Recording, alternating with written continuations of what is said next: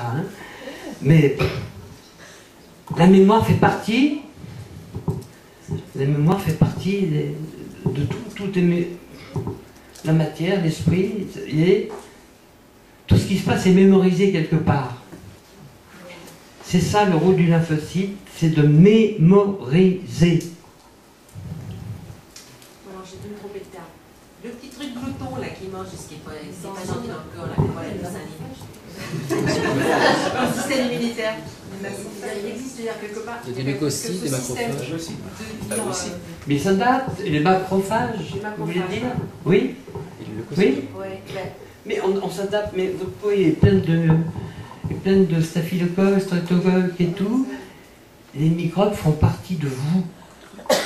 C'est pas des étrangers. Sans microbes, vous mourrez. Ça, oui, mais ça fait partie de vos cellules, mais ça c'est difficile à... Non, mais c'est fou, hein. C'est le côté à quoi il sert, alors c'est ça que j'arrive pas à quoi il sert?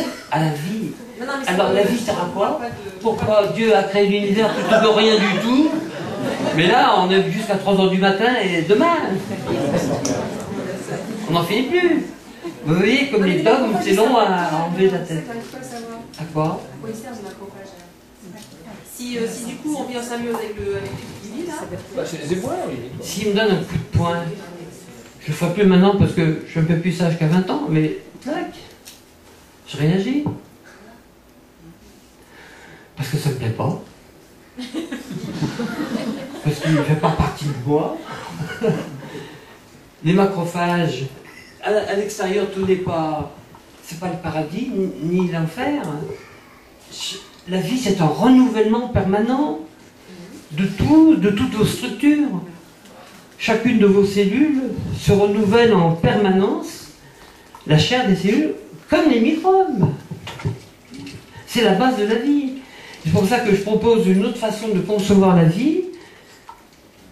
J'ai fait le dessin là, avec la petite rosace, 5 règnes. Le règne minéral, d'où on vient, hein, on a les mêmes atomes, d'accord? D'abord les microbes, les micro-organismes. C'est moi qui dis, hein, la vie est apparue d'abord par les bactéries.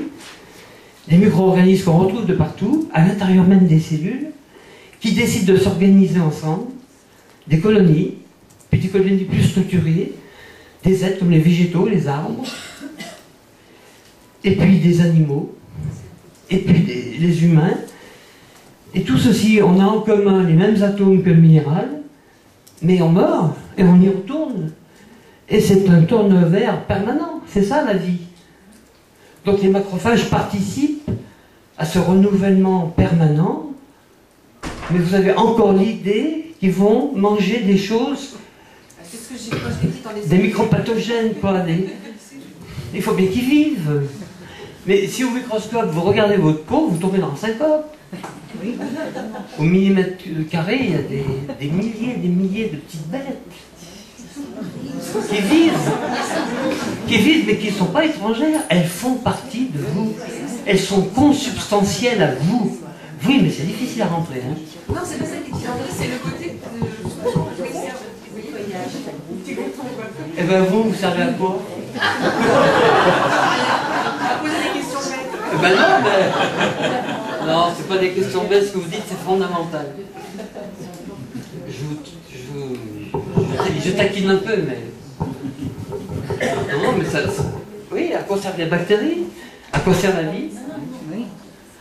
C'est un problème philosophique et spirituel, là. Mais on n'est plus dans le débat des vaccinations. Hein. Mais si vous voulez, on peut, mais une autre fois. Elles vivent, elles ont le droit de vivre comme vous, elles font partie de vous. Voilà. Toutes vos cellules font comme ça aussi. Toutes. Elles mangent. Pourquoi on mange? Pour les faire manger elles. Pour les alimenter.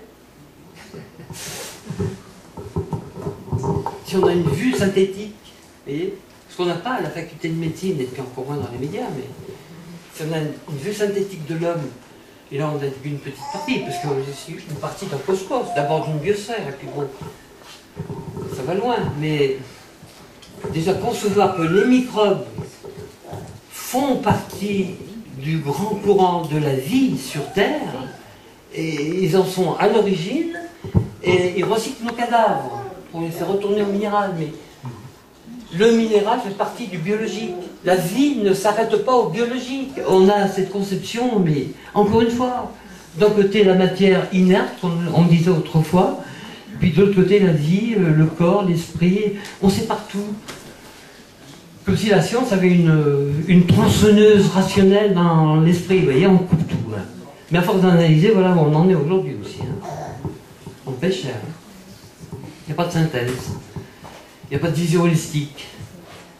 Et l'avantage de l'homéopathie par rapport à la médecine, c'est qu'elle a une vision holistique de l'homme.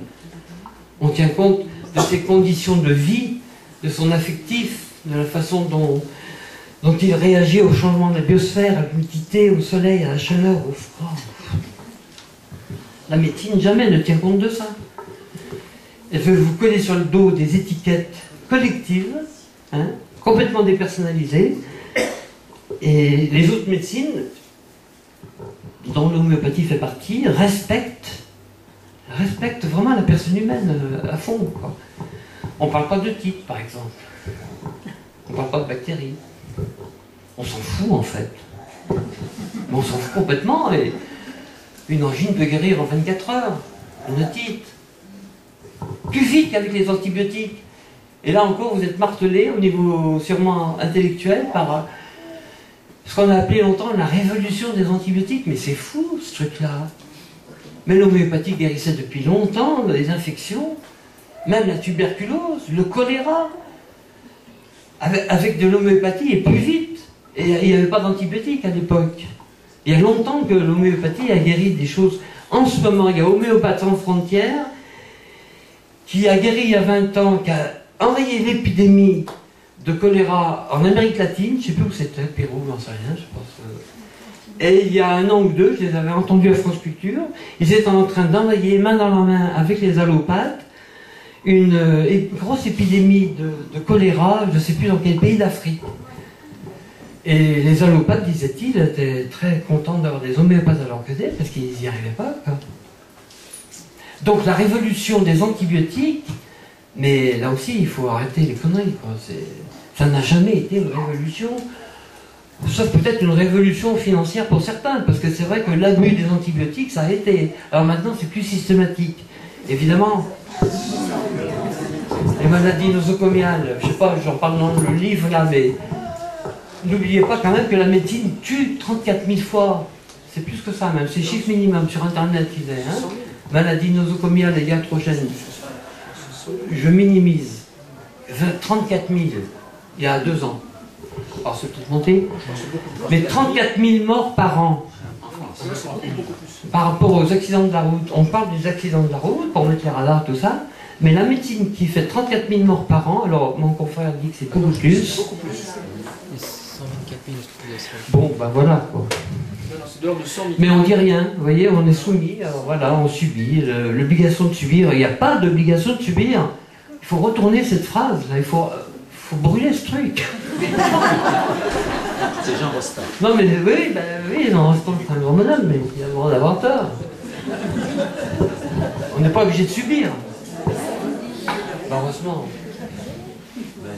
Oser, il faut oser être différent, c'est ça le plus dur dans la vie.